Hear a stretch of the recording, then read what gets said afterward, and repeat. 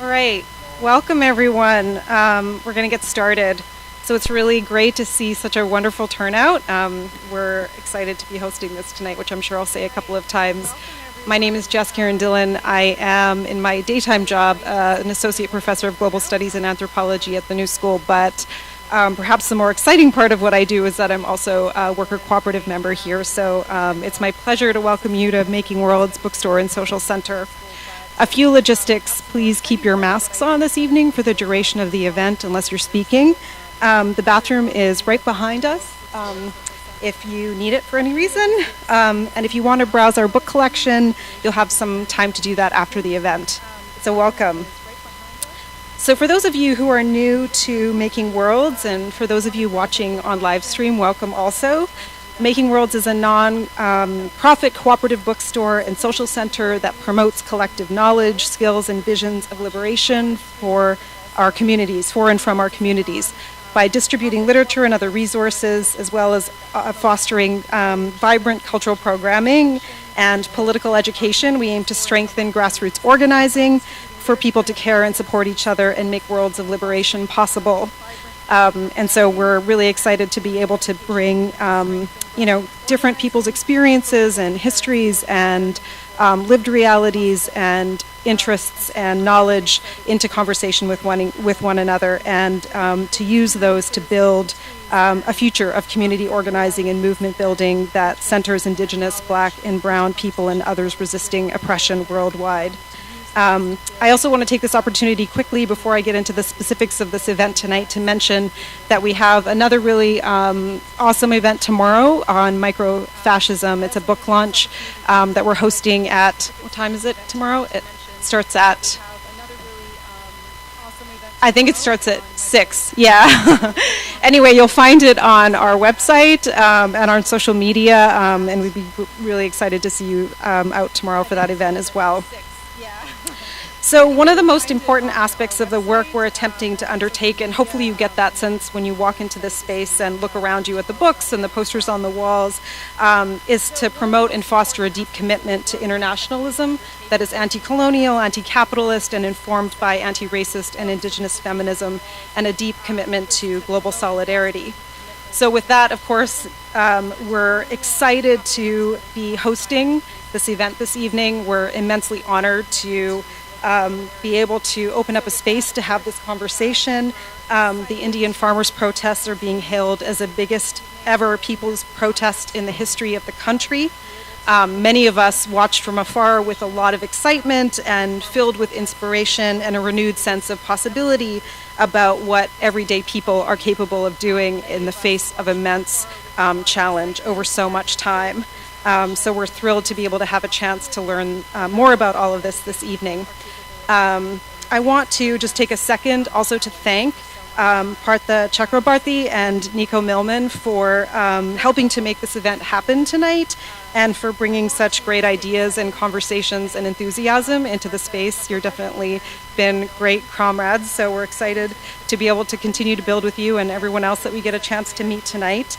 Also want to mention that this event is co-sponsored by the Philly Socialists, Philly DSA, and the India Civil Watch International. And before I proceed with introductions for our speakers tonight, I know Nico wants to make a quick announcement. So, yeah, sure, you can. I'll just step out of the way for a second. Yeah, no, it'll be really quick. So, hi everyone, my name is Nico Millman. I'm the chair of political education for Philly Socialists, and this is the second event that we've co-sponsored here at Making Worlds. The first one was back in 2019, in the before times, to do a teach-in on Kashmir, the Indian occupation of Kashmir, in the wake of the August 2019, and the repeal of various articles that protected Kashmir. So this is our second attempt to do internationalist political education here, and we're really grateful for this space. And I'm just putting in a plug. We have a table in the back that has materials that you can take and leave with. It includes a local radical left publication called the Philadelphia Partisan. There's 2 different issues there, and it reports on different kinds of movements taking place here in Philly, and and also is just a resource for people to take this from this event. There's also an article called The Post-Colonial Autumn, Agrarian Capitalism and Resistance in India.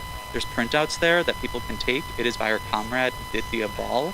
And if you are interested in learning and reading more about the movement and the history of capitalism that is causing the challenges, you can leave with that.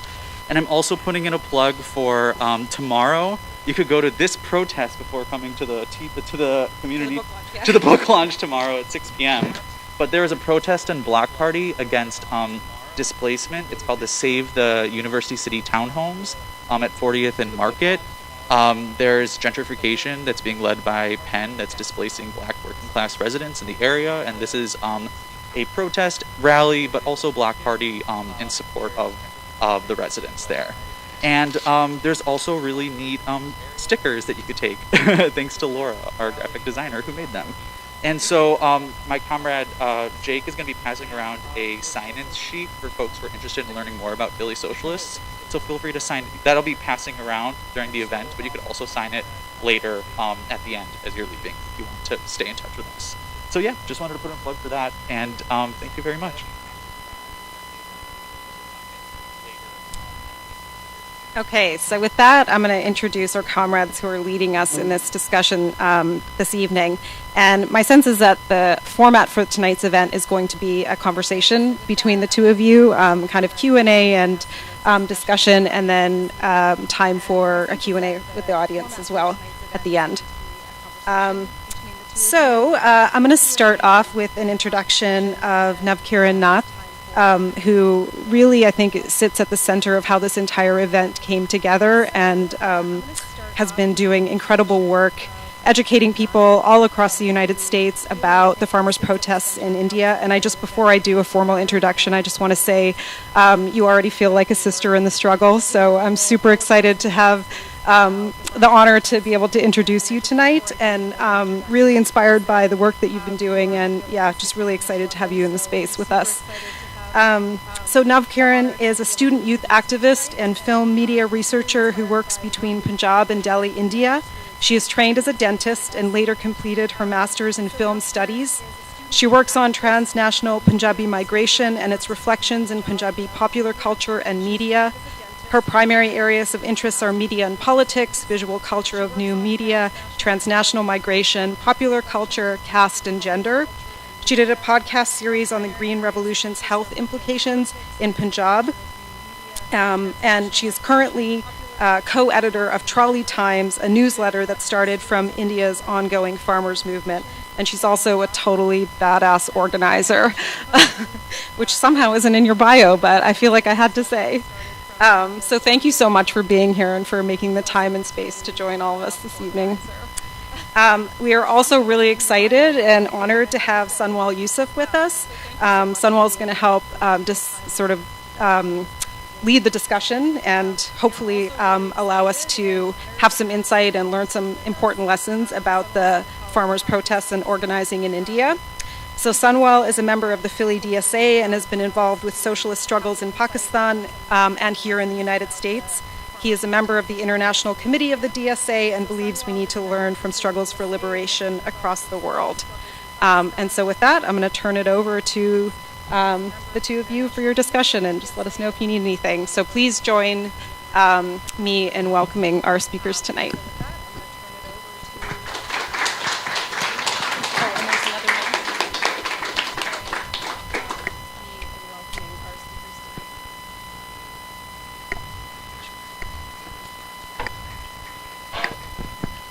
Hey everyone, friends, comrades, thank you for joining us today. I'm Sunwal Yusuf. I'm the chair of Political Education Committee at DSA, also a member of the International Committee.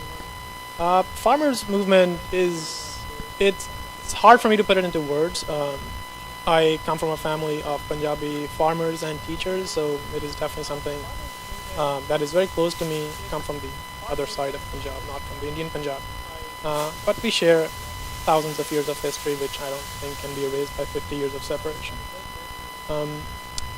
I joined the DSA a few years ago. One of the very first things that I did actively was try to work with the International Committee, and the very first thing that I worked in the International Committee was a statement on the farmers' movement as it was starting out. I remember being very emotionally moved by it as I was working on the first draft of the statement. I was not as optimistic about the farmers' movement as it ended up being. I think it comes with us being in the West and kind of living in the heart of capitalism, and it just seems unbeatable. And you're like, well, it's a nice little movement, and eventually they're going to lose. You hope for the win, but I don't think, at least I don't think that most times we're gonna win. It's like it's something that I have to fight against constantly. It is a criticism that I have of myself. This is where internationalism comes in very strongly, because when we see so many defeats at home, I think it is extremely important that we look outside, see wins that are happening. And the reason I think farmers' movement is so important is over the last 10 years, we've had different left-wing movements kind of pop up and make a little bit of impact. The Occupy movement, which eventually became the Bernie movement. But I don't really think you can measurably quantify what they have achieved. Like there was a beginning, there was a middle, was there an end? I don't really know. But I think with the farmers' movement, it is interesting because farmers' movement had a beginning. There was a reason why they started. There was a middle where they definitely waged a struggle, and then there was an end where they won. The reasons for that, I think, are very interesting. I don't want to get into a lecture for that, but I think we would hopefully explore that. I think it basically boils down to spontaneity versus continued struggle over decades, which I think is one of the reasons why the farmers' struggle won, was because they had 40 years of building alternate structures. So when it came to actually mobilizing millions of people, they were able to do that rapidly and then maintain that for 18 years.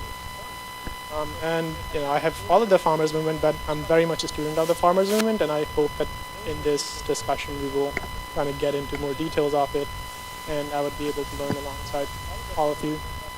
So, Navkiran, sorry, I'm going to jump into a little bit of Punjabi because she's Punjabi and Punjabi is hard for me. So you just have to deal with it. So Navkiran, how about we start with about you? I don't know that much about you. I know you're a great organizer. So how about we start there, and how about you tell us how you want to separate India because you're a leftist? Thank you everyone for organizing this event and for having me today here in this beautiful space. So I don't know. Okay, hello. Okay, so I didn't think we'll start from me, so it's a bit awkward. So, but the thing is, Jaskiran mentioned few things during my introduction, but few facts which weren't there, I can tell you those facts. So I'm an activist since the age of 15. So I was in high school when I myself consider that I actually jumped into the movement, although I had that privilege of growing up in a activist household, because both of my parents, they are left activists, and they both joined the left movement back in India during their college days, which means in early 1980s. So I was going and attending each and every protest which was happening around me with my parents, but I believe when I was in high school and I witnessed one incident of caste violence in Punjab. So I don't know if everyone is aware of the caste hierarchy back home in India. So the Indian society is not just divided on the basis of class, but we also have social classification on the name of caste, where few castes are believed to be lower in that hierarchy. They were formerly called untouchables. And it's a huge struggle which we are fighting from centuries now against that caste system. And as in the recent past you have witnessed major upsurge of this movement, Black Lives Matter. Same way we had this slogan in India, that is lives matter. So there are like some parallels between these movements. So when I was in high school, one case of caste atrocity happened, and it moved me. And that was the time when I first went and joined that movement on my own. And I also collected fund for that movement in my school. I went to each class and asked students to contribute from their pocket money. So that was like a starting point for me.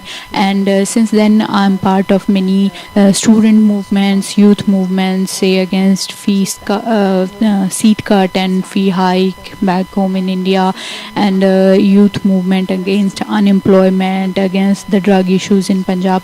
So that was my trajectory. And then when this particular movement started, I joined it from, I won't say from day one, because actually the farmers movement started back in Punjab and Haryana somewhere in late August 2020, when the Indian government was in the process of bringing these three laws. So movement started at that time. The farmer leaders, they started organizing people. But the thing is, government didn't listen to them for months. So they were protesting in their home states, but government didn't listen to them. And finally, when nothing happened, they decided to march towards the national capital, which is Delhi. And on 26th November, they started marching towards Delhi. And that was also a day when I joined the movement for the first time. But interestingly, on 26th November, all the trade unions, the worker trade unions in India, they also gave a united call of protest against the Modi government and in solidarity with the struggling farmers. So that day witnessed participation of 250 million people. So that's why like this movement is known as the biggest movement of modern history. And I had that privilege to be a part of it. So I joined the movement from 26 November onwards, and while we were organizing there, doing many voluntary activities, arranging basic stuff for the protesters. Then eventually we started a library at the protest site on the name of Shahid Bhagat Singh. So Shahid Bhagat Singh was a revolutionary, a young revolutionary who got martyred in 1931 by the Britishers. So on his name we started a library at the protest site, and that was the first library of farmers movement. And that idea stuck with people, and after that within a month we had 7 or 8 libraries on one protest site, and in total we had like 4 major protest sites and 5 smaller protest sites. So you can imagine the number of libraries we had on all those protest sites. So let me also give you an idea like why there were so many protest sites. So when people decided to march towards Delhi, so they marched from all the directions, so from adjoining states, and they occupied the highways approaching to the capital, or say freeways as you call it here. So they blocked all the freeways approaching Delhi. So that's why we had like different protest sites. And eventually when we were establishing those libraries, simultaneously we also started a newsletter named Trolley Times. So I guess that was my journey in the movement. So it was also space where we saw that intergenerational balance. On one hand, the farmer leaders who Samuel also mentioned that they are organizing or they are mobilizing the farmers from, like, say, last 4-5 decades. On one hand, they were taking the lead as leaders and giving us a direction, and on the other hand, we had a huge number of youth participation, and those young people, they experimented with newer modes of protest. Say they started newsletters or they were establishing libraries. We had hospitals at the protest sites. There were schools running on the protest sites where they were the young people were teaching the local or neighborhood kids from working class families. So in a way, those protest sites became communes, self-sufficient communes or townships, and it was a really wonderful experience of staying there for more than a year. Yeah. Yeah, no, thanks. That's a lot of detail there. Navkiran brought up Bhagat Singh. I can't move on without giving this one story. Bhagat Singh was for those who don't know, was a communist and a Marxist revolutionary in the 1910s, 20s. Deeply influenced by the Russian Revolution, was an avid fighter against the British, not just by non-violence, by other means as well, and leaves a towering legacy that even the right wing dares not touch. Right? You can go meet the most ardent Hindutva right-wing BJP guy and dare them to say one bad word about Bhagat Singh, and let's see if that happens. I have this great story about Bhagat Singh, or I don't have it, I've read about it. When Bhagat Singh was going to be executed by the British for wanting freedom, the day of the execution, his lawyer comes to take him. He says, "Bhakta, it's time to go." And he says, "Let me finish this book that I'm reading."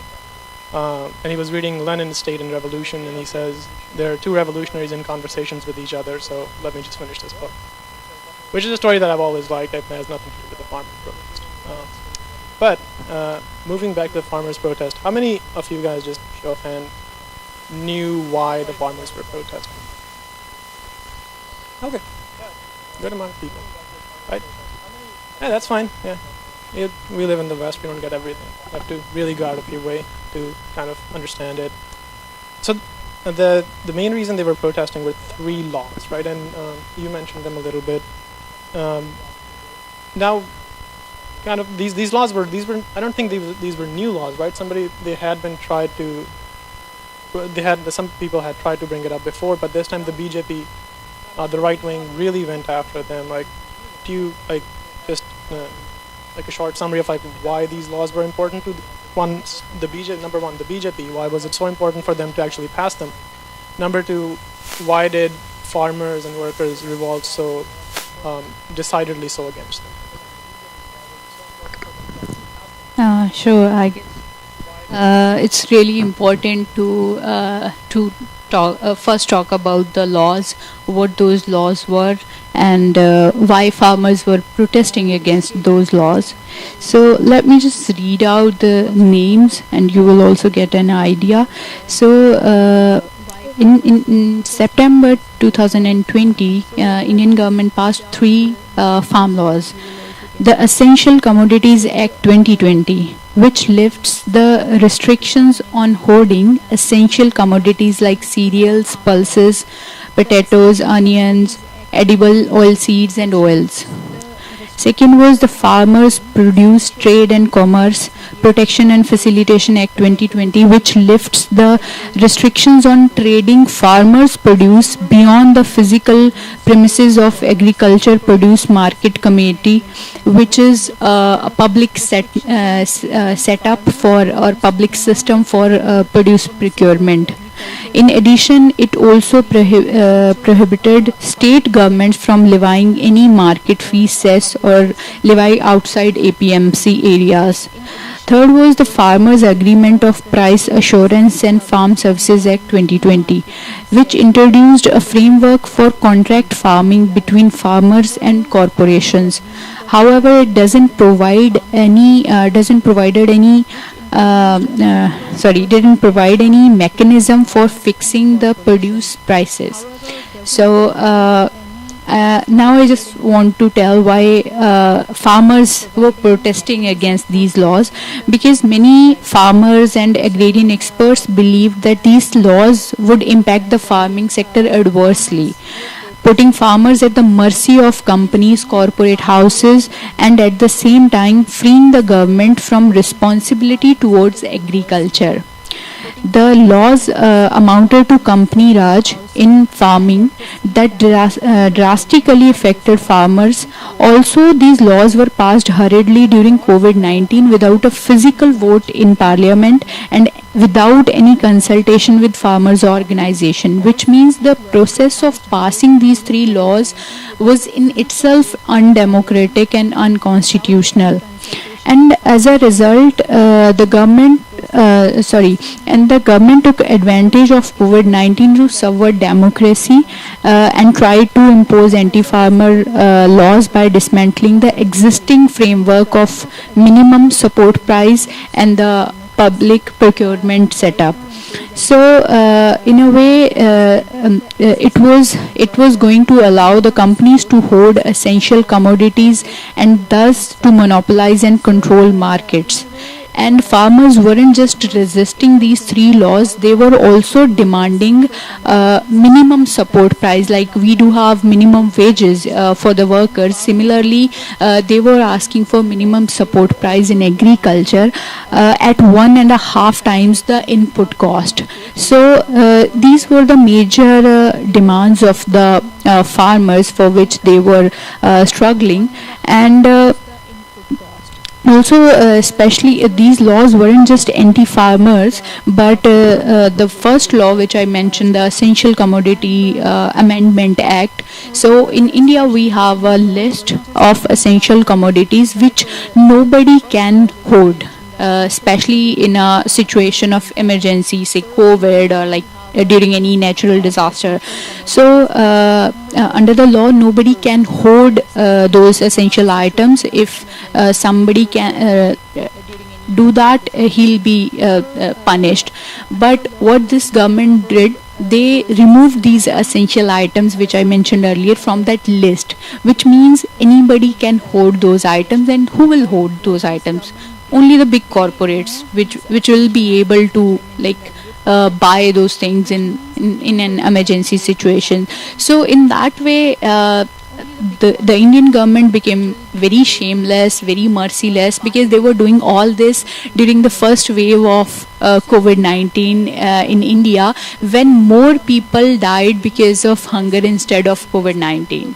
So this kind of crisis was there in the country when they were doing all this. And they didn't just pass the three anti-farmer laws, but at the same time they also diluted worker laws. So earlier we had 8 hours daily working day of 8 hours, and then what government did, they made it 12 hours working day without increasing the daily, minimum wage. So once Modi, our Prime Minister, said in his interview that during the COVID itself, that one should find the opportunity in calamity, when people were losing jobs and there was a chaos. So people were asking for government help, and he said no, we should find an opportunity in calamity. We should start new online digital initiatives. But they shamelessly took that statement literally. They actually found that opportunity in calamity, and then they not just passed the three anti-farmer laws, but also diluted the worker laws. So that was the situation in the country when farmers actually hit the roads and started this movement.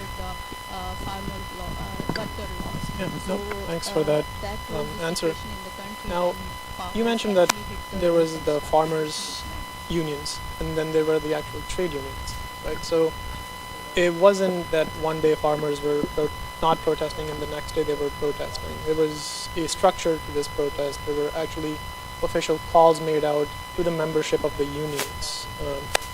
I think the question that I have is, what was the structure of that leadership that actually made the call? I know that some of the major left parties were pretty involved in that. Like, how did the farmers either interact or differ from the left, and did the left actually have a huge presence in making this event happen?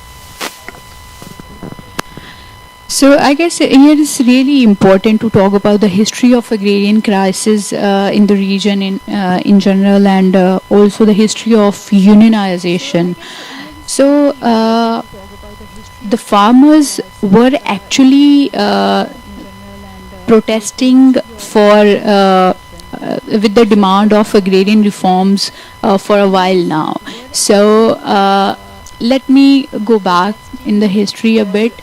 So this particular region, which was most involved during this recently concluded farmers movement, this region underwent the whole South Asian region underwent partition in 1947 when we had Pakistan and newer boundaries for India.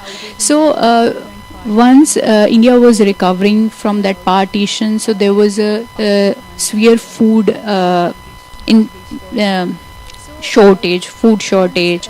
So that was the time when Indian government came up with the Green Revolution. So this particular area, which is Punjab, Haryana, Uttar Pradesh. So otherwise, this region is quite fertile. The soil is very fertile. So they have chosen this particular land because of its fertility, and they implemented green revolution policies in the region. And during the green revolution policies process, what they did, they introduced heavy mechanizations, chemical pesticides, fertilizers, which momentarily increased the production and also gave a fair share of dividend to the farmers. But that was for a short duration. The long-term impacts were still awaited, which we started witnessing as soon as early 1980s. So those green revolution policies, what they did, they put an economic impact on the farmers. So once the production started decreasing, the farmers started going in debt, and just for a fact, 400,000 farmers committed suicide in last 25 years in India. And it's just these are just the documented cases. So you can imagine the actual number is far more than it. And also the heavy use of chemical pesticides, fertilizers, it led to environmental crisis, water crisis, severe health impacts. The area where I come from, it was once known for cotton. So we call it Malwa belt. So it's south of Punjab. So this area was once famous for cotton, and the pesticide they used for one particular kind of cotton, BT cotton, that pesticide led to severe cancer crisis. So now my region is known as cancer belt. So that's the kind of impacts of green revolution people are witnessing, and not just the farmers, even other people who are living in the region, they are witnessing these impacts. So because of all these things, farmers were already struggling. They were already mobilizing, were again and again hitting the roads with these demands of agrarian reforms. But what Modi government actually did on the name of agrarian reforms weren't agrarian reforms, but they were trying to benefit their corporate friends, which are Ambanis and Adanis. So they were trying to sell that land to the corporates. And here it's also important to understand that the formation of agriculture is bit different from here, from the US, because here you have big agribusiness farms, that kind of farming you have in the US. But in India we have mostly the farmers are small farmers. So the 80% of Indian farmers, they own less than 3 hectares of land. So that kind of land holding is there in India. So just imagine like if Modi, if these policies have been like they successfully have done that, then the situation would have become really dangerous for the farmers of the region. So that's why they started protesting. And as he asked about the process of unionization, as I was telling you about the history of agrarian crisis, so same way we had a long history of unionization in the region. The same region has seen the movements like Pagdi Sambhal Jatta, which started in 1907 when the British was there in that particular region. And give me a sec. So the Britishers they brought the Punjab land colonization bill at the start of 20th century, and many meetings started happening in the region, and finally they had to revoke those that bill in 1907. Then in 1930s, a land redistribution movement started on the name of Mujara movement. So Mujaras are the landless farmers, the farmers who till the land but who don't have ownership of the same land. So they started agitating for the land rights, and that movement finally got concluded in 1952 when most of the farmers paid one-time compensation, and then they got land ownership rights.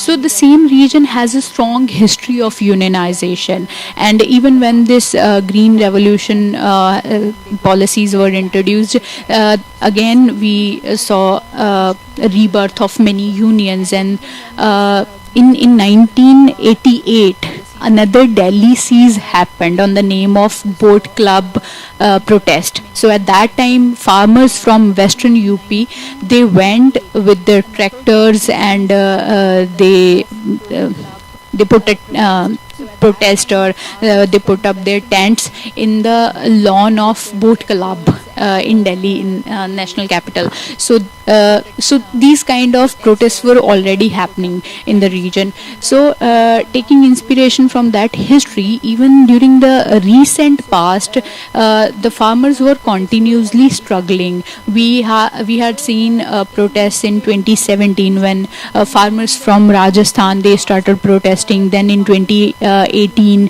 farmers from Tamil Nadu, they hit the roads. And in 2018 we also saw a very huge farmers march known as Kisan Long March, which happened in Maharashtra. So I believe this movement didn't just start overnight. So we had a long history of protest, of agrarian unionization, of agrarian mobilization, and this recent movement was just the latest one in that line. And I guess that decades-long mobilization somehow helped this particular movement in sustaining for so long. And as Samuel asked, definitely the farmer unions from left background, they had a really important role in this particular movement, because as I mentioned earlier, we had different protest sites. So particularly talking about Tikri, which was the largest protest site, it was 23 kilometers long.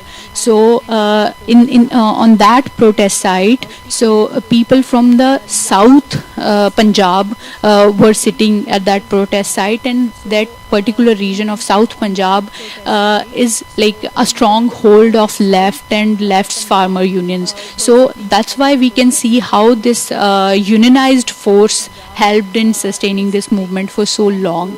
So, but interestingly, this movement didn't limit itself just to the left, but they made larger collectives and solidarities. So people across caste, class, gender, political affiliations, they came together against one big enemy, which is BJP, the right-wing fascist government, which is there in the center.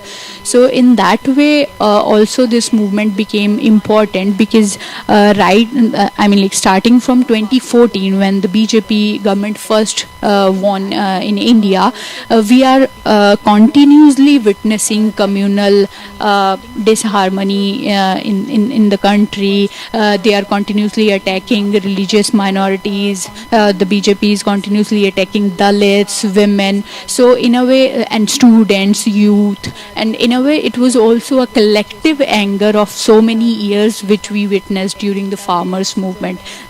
I believe all these reasons make this movement more important. Yep. Thanks. I think I just wanted to make a clarification here. It's maybe because of the cultural context. The word left means many different things. Like generally in America, it means nothing. It means anybody to the left of Joe Manchin is left. That's ridiculous. That means nothing. In India and in Pakistan and South Asia, it's a very well-defined term. There is no doubt about who the left is. Socialists are not left in India and Pakistan. The left, when they call themselves left, they mean decidedly communist. People to the left of socialists. Socialists are considered center left.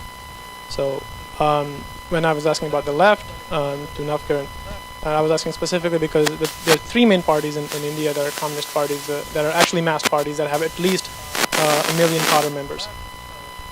And we were actually supposed to have an event with one of those parties, Communist Party of India, Marxist, as the events were happening in May 2021, I think.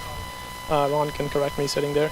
And it fell down. It was getting pretty close to actually happening, and we were going to have the representatives of the farmers' wing, the All India Kisan Sabha, I think, right?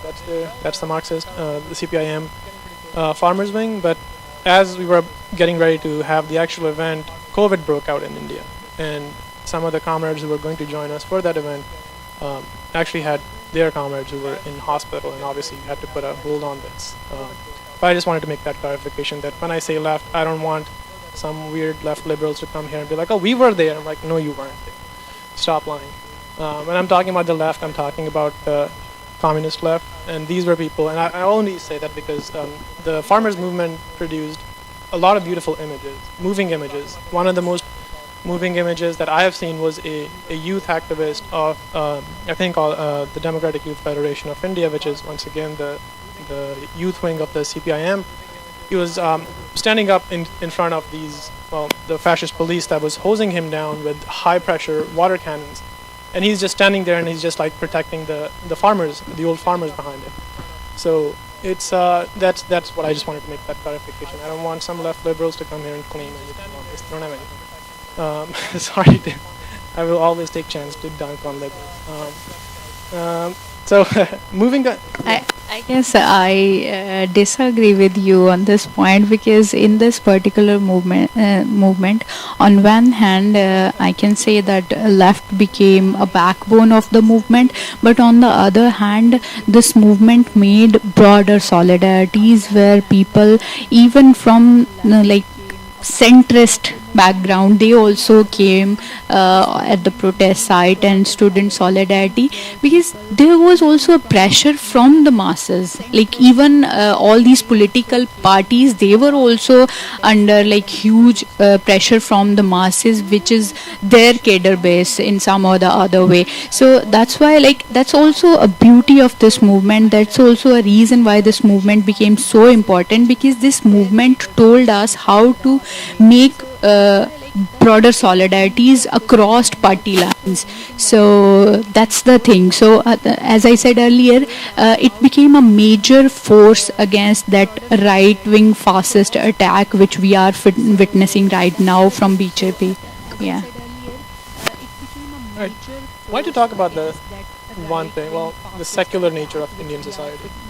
Regardless of how much BJP wants to do away with the words secular and socialist in the constitution, what was the religious makeup of the movement? It shouldn't matter, but it matters, because I know the BJP and especially their media targeted a lot of the Sikhs as essentially being separatist, and they tried to link it to the Khalistan movement. Anybody who was wearing an orange turban, pagadi, well, he was a Khalistani. He wanted to break up India. He was part of the Tukre Tukre gang, which just means break up India.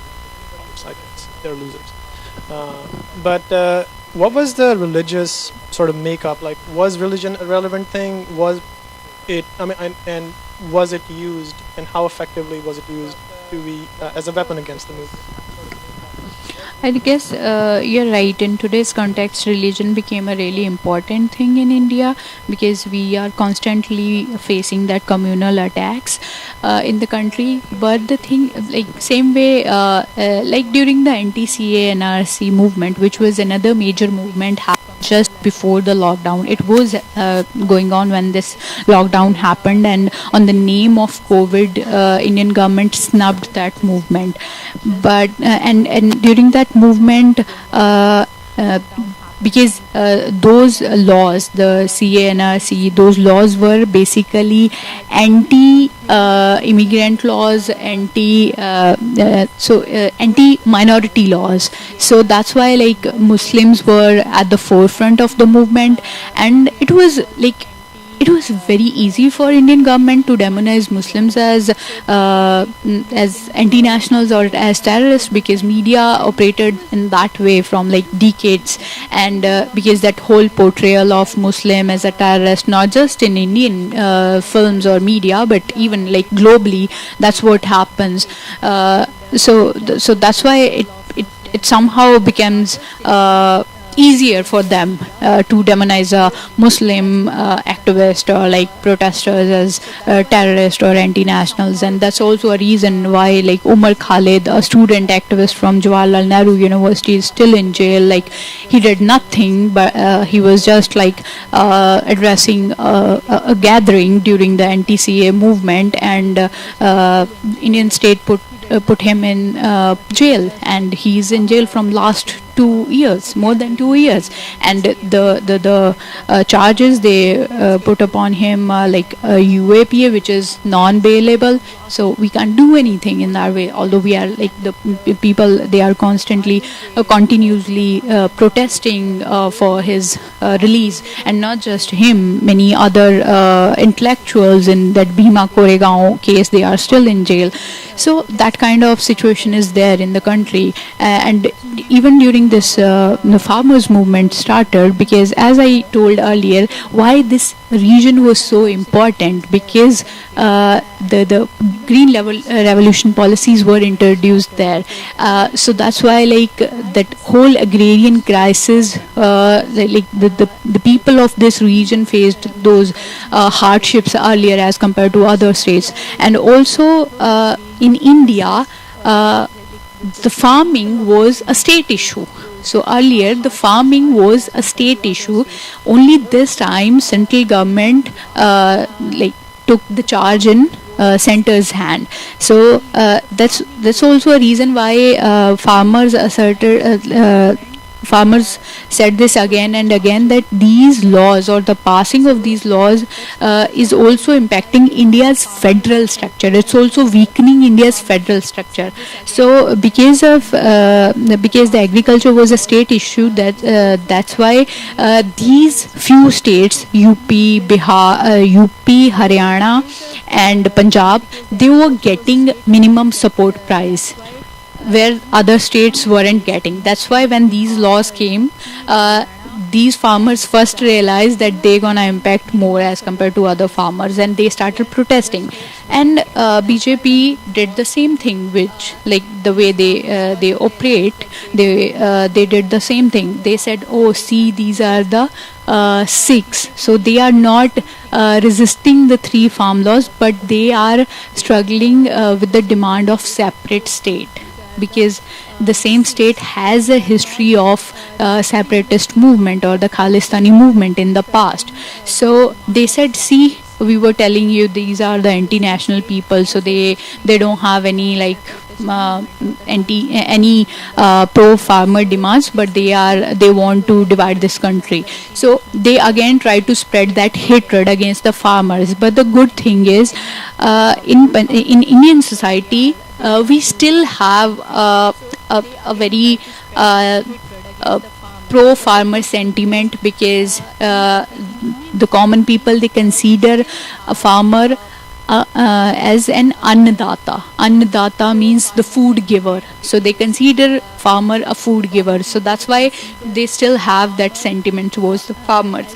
And also, definitely Sikh identity to some extent, also played in favor of the movement, because Sikhs have that global image of service, that langar, the community serving of food kind of image of Sikhs is already there. So I guess that's in a way helped them.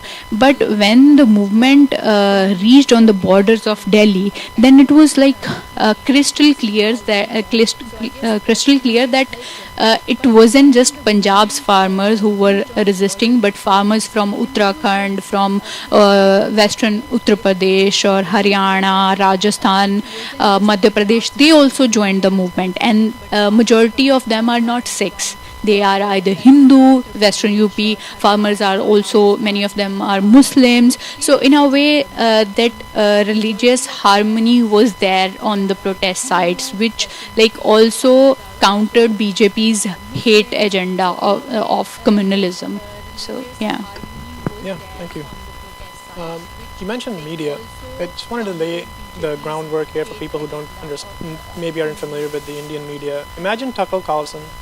Imagine somebody 100 times worse than him.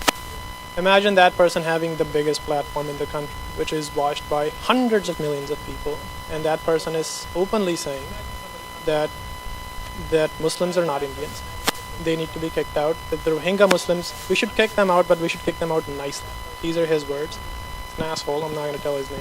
You can find him on Google, or don't find him. For your own mental sanity.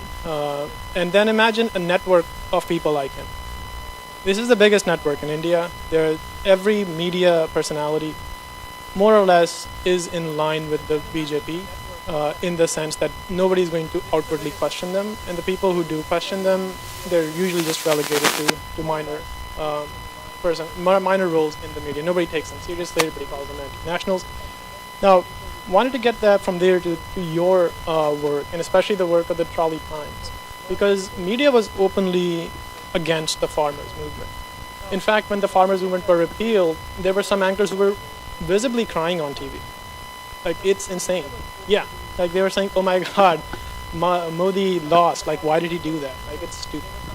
But your work with the Trolley Times and the impact of the Trolley Times, this came at a moment when media had more or less gone dark on you guys. They were not giving any coverage. Any coverage that was being given to you was that you guys are a separatist movement. We shouldn't use the state violence to repress you. Like, how did Trolley Times come about, and what was its impact? To be very honest, we didn't start that with this agenda of countering the fake propaganda. So, as I'm mentioning again and again, the protest sites were huge. So, and internet wasn't working initially when we reached on the protest sites. Our phone network, telephone network wasn't working. So, we needed a internal communication channel.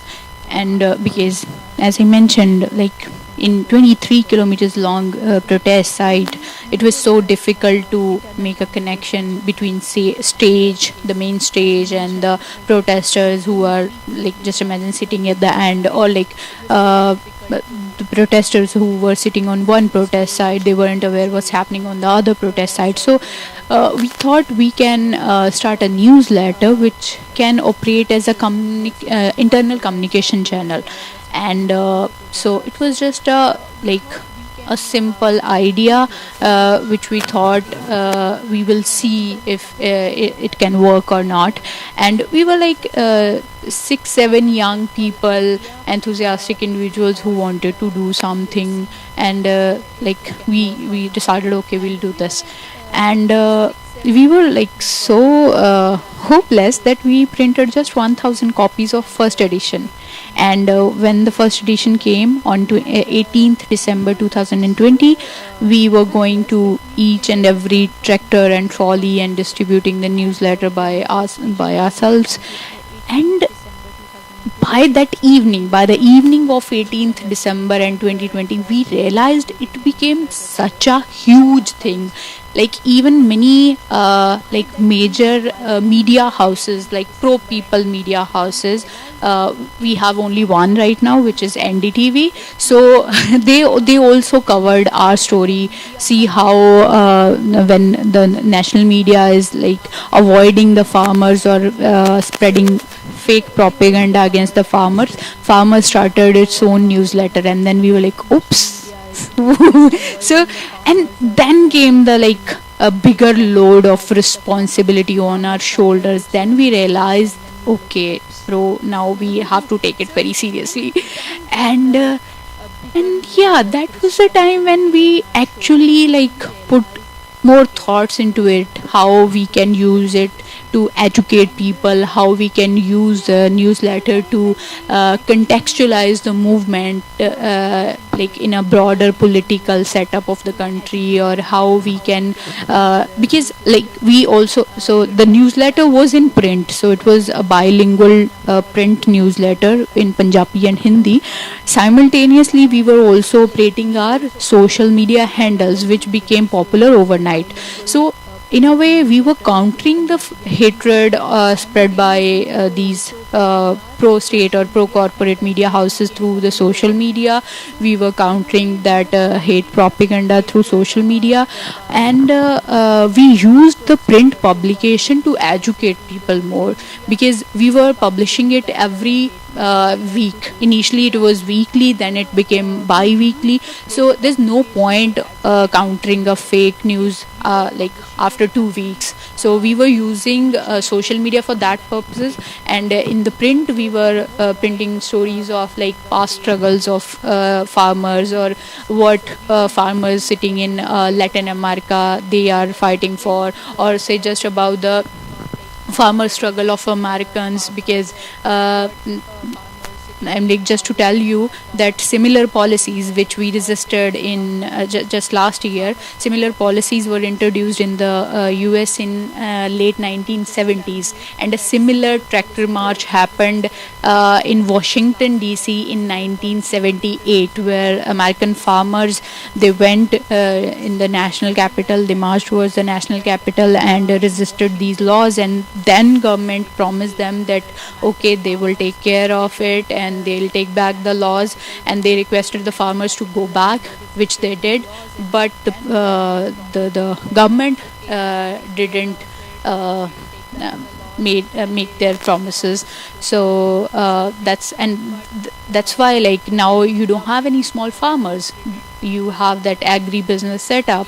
And many of the American farmers, they are now out of agriculture, they opted new professions, and the one who are still in the agriculture, their situation is not much better, because the farmer suicide rate in the US is 4 times than the normal suicide, like the average national suicide rate. So that's the situation of American farmers, and we covered all these stories in Trolley Times, just to so that the Indian farmers could feel that they are not alone in this fight. So and also we approached leaders from other movements, say the activists who participated in the anti-CA NRC movement, why they think that this movement is important for them, or the people who were part of the student struggle which happened in 2016 in Delhi, started from JNU and then HCU. We also requested them to write an article for us, how they think it's important to win this struggle. So we try to like incorporate all those thoughts, all those solidarities at one platform through Trolley Times. Yeah. Thank you guys for all your work. Trolley Times has been very instructive. Last question before we move on to the audience question. I think this would kind of wrap up the kind of conversation we've been having. What is next for the farmers movement? Well, number one, I think congratulations, you guys has got the laws tabled. But what is it still on the streets, or is it moving more into getting into parliaments? Because I know there were 5 big elections over the last few weeks, which I think unfortunately BJP won most of them. What does the next phase of farmer struggle look like from here on out? Like, is it something that is fixed, or is it something that is evolving as time is going? So it's true that farmers, in a way, won this particular struggle because on 11th December 2021, the Indian state decided to take back these three laws which they were protesting against. So in a way, they won this particular struggle. But the struggle for agrarian reforms is still pending. The struggle for the demand of minimum support price is still pending. And just imagine, nothing new happened, nothing has changed. I mean, like, the farmers are still standing at a point where they were in early 2020 when these laws weren't there. So in a way, nothing much changed. Just the thing is, these three laws came in 2020, and we protested against them, and the government took them back. But the agrarian crisis is still there, and the situation of farmer is still the same. So the struggle is still continued. The farmers are protesting in their home states. The leaders, they are going to going in every village and mobilizing more and more people. But the good thing is, the only thing that has changed is now farmers has realized the importance of unity, or their power, because because what Modi government did over the years, they tried to establish this narrative that whatever Modi says, they do it, and they never take back any policy or any law. As like first they came up with this NTCA and RC policies, and they snubbed the movement. They didn't take back the laws, and they also abolished Article 370 in Kashmir, and there were protests and everything, but they didn't undo it. So in that way, they were constructing that narrative. So this movement finally in a way, like, challenged that narrative and made them realize that you are stoppable, because they were trying to portray that they are unstoppable, but the farmers made them realize, no, you are stoppable. And that way people also got this strength from the movement that yes, we can resist this government, this fascist government. And like, even the pro-state media was trying to create that narrative, oh, if not, there's no opposition against Modi, there's no opposition, because the other major party, which is Congress, is like declining day by day. So the media was trying to construct this narrative, oh, there's no opposition. Now farmers know, now the people of this country know that they are the real opposition. So in that way, this movement became really important, and the farmers or the masses, they are taking strength from this particular movement, and they will and we will continue this struggle, and even the other struggles which are still pending, the struggle against fee hike and seat cut, the struggle against NTCA, NRC policies, the struggle against the abolition of Article 370, the struggle for women rights, Dalit rights. We will fight those struggles in the coming future.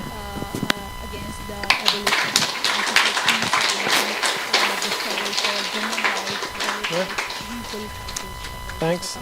Thank you for that answer. Yeah, it's a long fight. You just have to believe that one day you're just going to live in a better world. So yeah, let's move on to some audience question. Who wants to go first? There you go. Yep, there you go. The very back.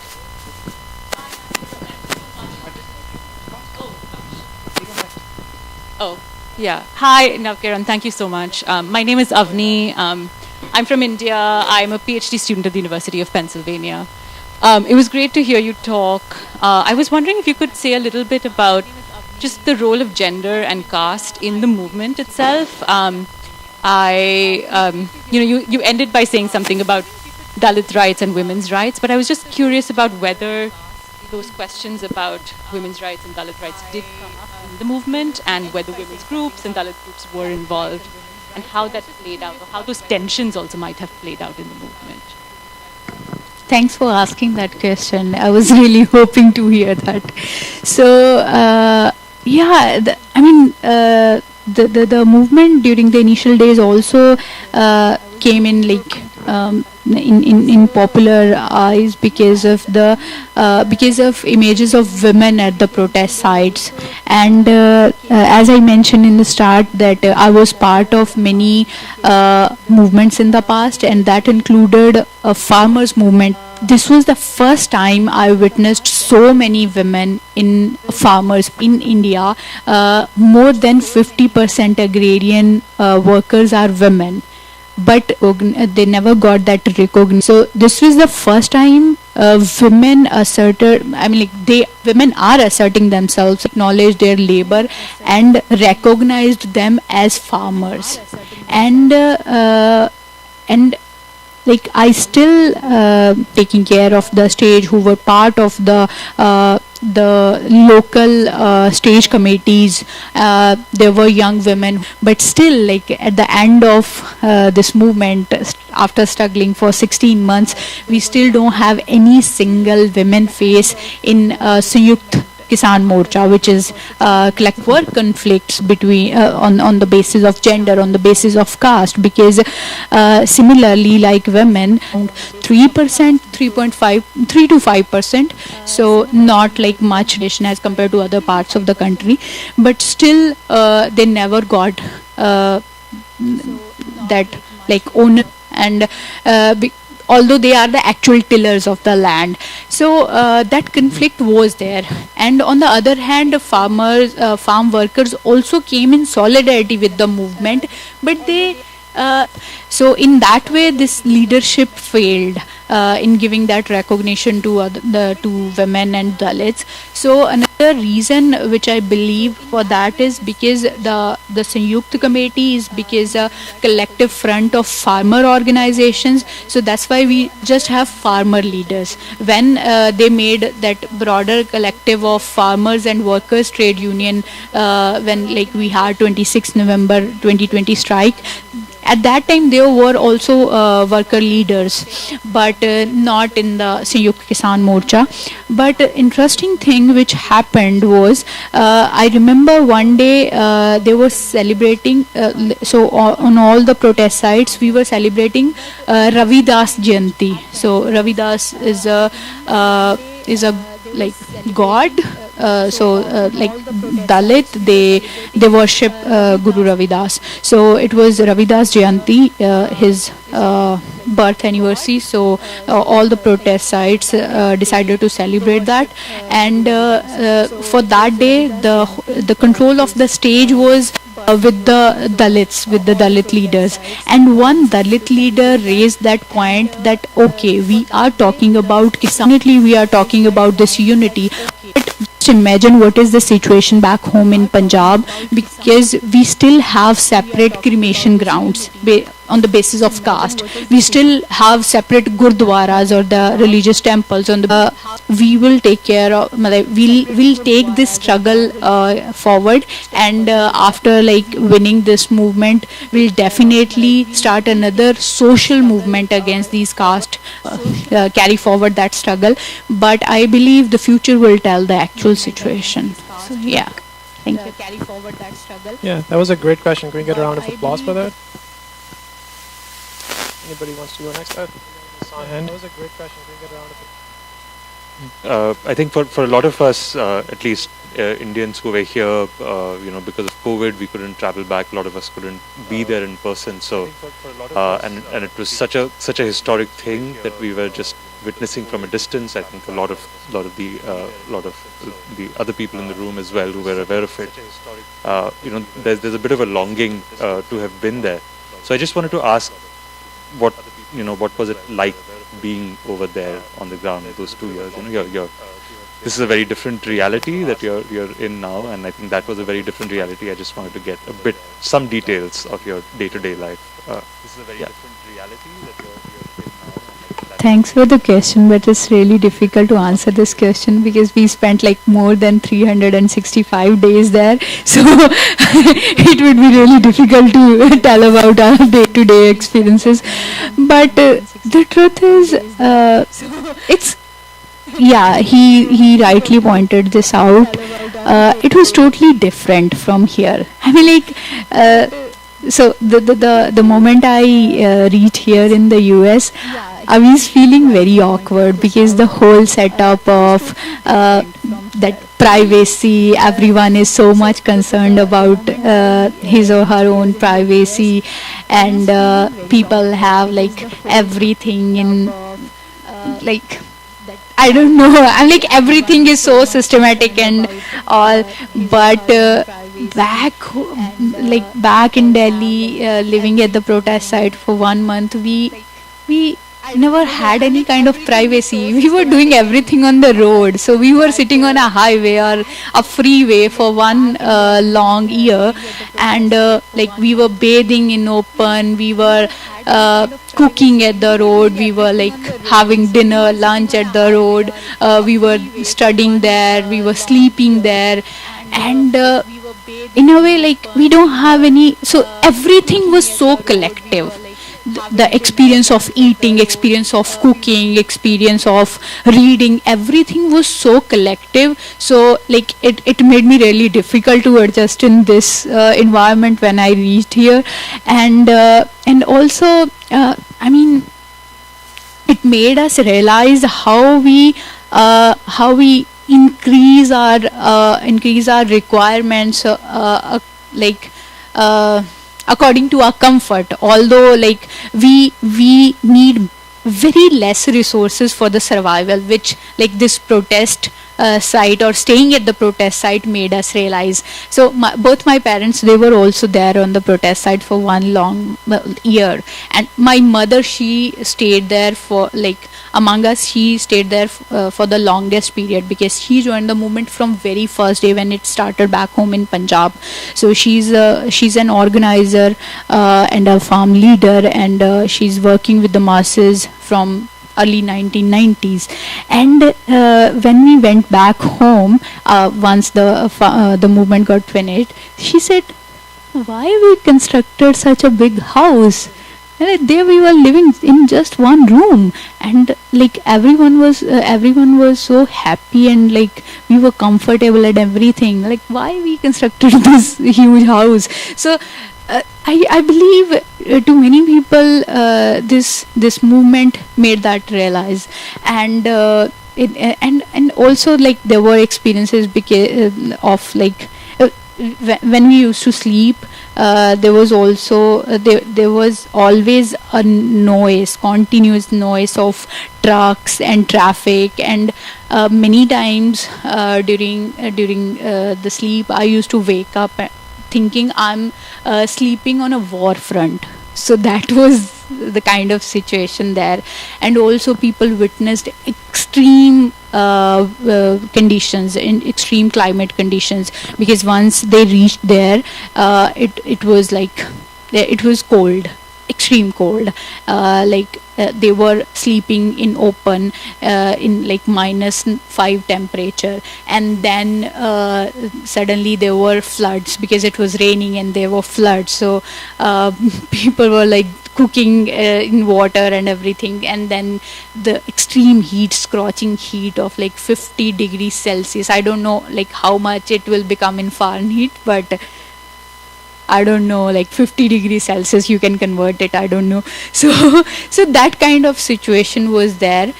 But the thing is, one particular thing which helped us in crossing all these hurdles was unity. So we were like doing all that, but we had that confidence back in mind, okay, we are together. So this we'll pass through it. So I believe that was the most important thing, and that's the most important takeaway from this movement. We can only resist this right-wing attack, or like, even globally, we can only counter them unitedly. It's not possible otherwise. Yeah. But we do 2 questions? More questions? Yeah. Yeah, let's just do 2 questions and end it. All right, we have a comrade over there in the 4th, 5th. There you go. Oh. So on the note of unity, I think that's like a very extremely important note to put on. I would ask, like, what would be some advice that you would impart to, maybe Westerners, and particularly people who are not descendants of the global South, about the importance of, one, internationalism when it comes to, working class movements like abroad, particularly in colonized lands, and two, how deeply important it is to have working class solidarity, like you said, no matter whether or not these people that we are working with, we are in community with, that we are unified with, have full, like, political education. Because a lot of the working class folks that we're going to work with, and that we're going to need to have solidarity with, they're not always going to be on the same page as us. So how important is it for us to understand that we have to figure out ways to unify each other and work together?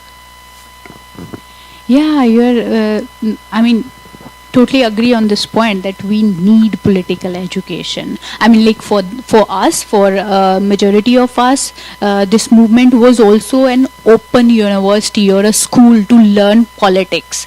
Because when why we started those libraries, why we started discussion groups, because we wanted to educate ourselves and educate others. So as I mentioned, there were like farmer leaders who completely understand these policies. They are resisting these policies from 1990s when these neoliberal policies were first introduced in India. But just imagine the younger generation people, this Z generation. So for Gen Z generation. So like there were many people who were like totally clueless like what these policies are. They were there because their whole families were there. So and they, I mean, if many of them used to come to us in the library and used to ask, give us any book which will give us any idea about what these laws are. Or like I remember one guy coming and saying, they all are talking about some WTO. What this WTO is? Can you give me any book on WTO? So people wanted to know about things. So they were like keen to know those things. But I believe that's like our lack. So we are lacking somewhere, that we are still not able to educate all of them. Because it's not their fault that they are not getting that access. So the whole fight is to get that equal access of education, of everything. So it's our responsibility to reach out to them, to tell them what wrong is going on, to educate them how we can change it, how we can change this system. That's why I believe political education is a really important part, and we are lacking in it. So we have to organize us more. We need more equipment, more working people, and everything. And you also asked about internationalism. I believe in a way this movement also set up an example, because the only reason why this movement became so important globally was the kind of global solidarities this movement gained. So because it's also a time of globalization. I mean, like these right-wing leaders across the globe, they are united. They are in a way like friends with each other, implementing their right-wing policies, their fascist agendas. So it's also important for the working class people or for the masses to get united to counter their hatred agenda, their fascist agenda. So yeah, I guess it's an important takeaway from this movement, how we can, I mean, like it's not important each and every time to participate in one movement. I'm not telling you to stand in solidarity to come to India and take part in that movement.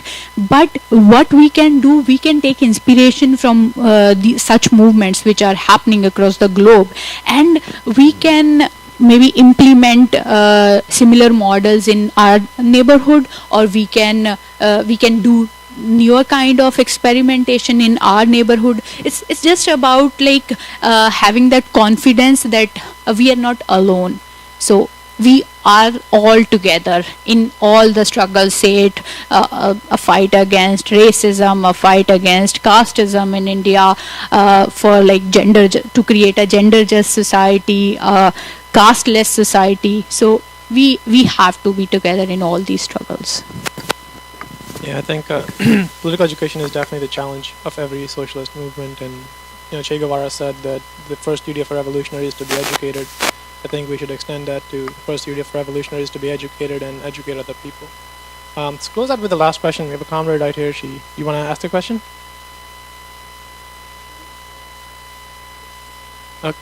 Okay, right. Yeah, so does anybody else want to take the last question, make it a good one? Hi. So in the morning we spoke about how the movement sort of like how it interacted with the electoral politics and how the implications of national electoral politics sort of like shaped the policies of the BJP towards the end of the year. So my question was, like, in India we don't have like for all electoral politics, I think the left as well as agrarian parties are typically more or less dead in that sense. They are dead, like yeah. So, and if you look back at the election results in Punjab and in Uttar Pradesh, specifically in Punjab, you saw Aam Aadmi Party sort of sweeping the elections. So was there a sense that like Aam Aadmi Party or any other political party, specifically Aam Aadmi Party, whether it was sort of like representing the agrarian views, and like could you see symptoms of AAP sweeping the Punjab elections in this farming movement? Thanks for the question. I guess whether the political parties are dead or alive, we can't only judge it from the election results, from the electoral results, because yeah, you're right. On one hand, left totally lost these elections, but on the other hand, left played a really important role in like making this movement huge. And not just this movement. When this movement was happening, another like major movement on the issue of microfinance issue was going on in back home in Punjab, where like Dalit women were participating in huge numbers, and that was totally led by left groups. So in that way, we can't just calculate it from the electoral politics. And talking about AAP sweep victory in Punjab, I guess one important point which this victory tells us is that people want change. They need change. The only thing is maybe they are not able to see that possibility in left so far. Because the other day, like when the election result came, I was already in the US. So when the result came, I was like really disappointed, and then I called my father, who's also an activist. I was talking to him, and I was discussing with him like what had happened and everything. He said, he told me one interesting thing. He said, just see, the day elections were finished, people started coming to our offices, to the left party's offices for like work, and like we are not getting paid from the employer, or see like this incident of caste atrocity happened, so you have to come with us. So they, in day-to-day life, they show that confidence in left. They know like these are the parties who will stand with us, who will fight for us, or they are the real strength for them. But on the other hand, whenever there is a opportunity to vote for left, they always think, oh, they are not gonna win. So there is a strong sentiment in Indian society or in Indian voters' mind that if the candidate whom you are voting is not gonna win, that means your vote will be wasted. So I guess in that way we are somehow, it's our lag that we are still not able to make them realize that yes, they can show that confidence in us. Like we left also did very interesting experiments in few states. Like recently in Bihar elections, the Communist Party of India, CPIML Liberation, won 13 seats. So it's not like people nowhere trust left. So it's also like how we are working, what is our working style, or how long is our history, or like what kind of involvement we are showing in the society. I guess there are those points also, and left also needs to like introspect in itself. So but the question you asked is AAP like showing us that, like, definitely AAP is showing us one thing, that people want change, but on the other hand it was very clear that AAP didn't take any part in the farmers movement. So it's, in a way, it's interesting, like they weren't part of the movement, but still, like, most of those people who were part of the movement, who were the protesters, they are showing confidence in AAP because somehow they don't want those traditional parties to win. They need a change. So it's very complex, and it's our duty to find a way in these complexities. So yeah, thank you. Thank you.